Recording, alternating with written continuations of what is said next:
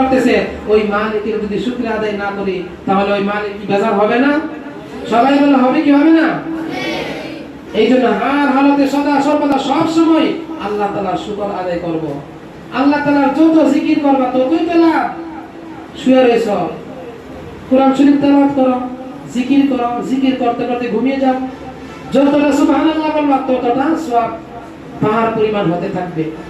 এই জন্য আল্লাহ বলতেছে যে হে দুনিয়ার মানুষ, দেখো আমি আল্লাহর কত শক্তি, এত বড় একটা আসমান বানাইলাম। এই আসমানটা বানানোর ক্ষেত্রে আমি আল্লাহর একটা খুঁটিরও প্রয়োজন পড়ে না।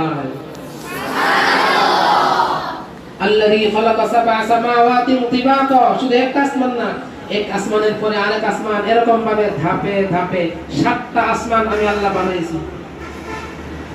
হাল তারা মিন ফুতুর, আরে দুনিয়াতে যখন ছাদ ঢালাই দেয় 50 বছর পরে ওই ছাদগুলো নষ্ট হয়ে যায়। নষ্ট হয়ে যায় না?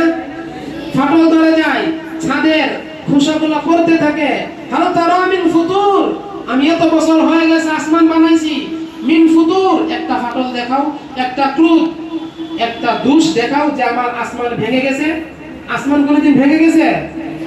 তা আমি ছোটবেলা স্বপ্ন দেখতাম আসমান কাছের মতো এরকম ভাবে ভেঙে ভেঙে পড়তেছে। ছোটবেলা আমি স্বপ্নে দেখছি। তো তোমরা এরকম কেউ স্বপ্ন দেখছো কিনা যে আসমান ভেঙে পড়তেছে? তো আল্লাহ তাআলা বলতেছে হাল তারা মিন ফুতুর, যে হে দুনিয়ার মানুষ দেখো আমি আল্লাহ যে আসমানটা বানাইছি ওই আসমানটা একটু ভাঙে কিনা, ফাটল ধরে কিনা। সুম্মারজিল বাসার, একবার না দুইবার না, কারমাতাইন, বারবার আসমানের দিকে তাকাও, তাকায় দেখো আমি আল্লাহ তাআলার সৃষ্টিগুলো কত সুন্দর। একটা আসমান ফেটে ভেঙে যায় কিনা। ফারদিয়াল বাসার হাল তারা মিন ফুতুর, আমরা আসমানের দিকে তাকাই, তাকায়া লজ্জিত অবস্থায় আমাদের চেহারাটা নিচের দিকে নিয়ে আসি। আমরা কি আল্লাহ তাআলার সেই আসমানে ফাটল দেখাতে পারবো? তোমরা আজকে যেদিন রৌদ্র ওঠে ওই রৌদ্রে গিয়ে সূর্যের দিকে তাকাইবা।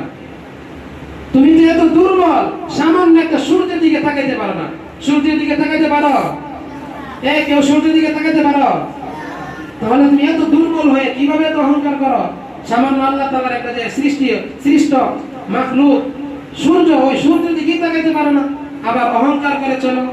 শুধু তাই না, আল্লাহ তাআলা বলেন ওয়ালাকাদ যায়্যানাস সামা আদ-দুনিয়া বিমাসাবিহা, আজকে যখন তোমরা বাড়িতে অনুষ্ঠান করো, বিবাহের আয়োজন করো, বাড়িটাকে সৌন্দর্য করার জন্য কত ধরনের লাইটিং এর ব্যবস্থা করো, করো কি করো না? এই বিবাহের বাড়িতে অনেক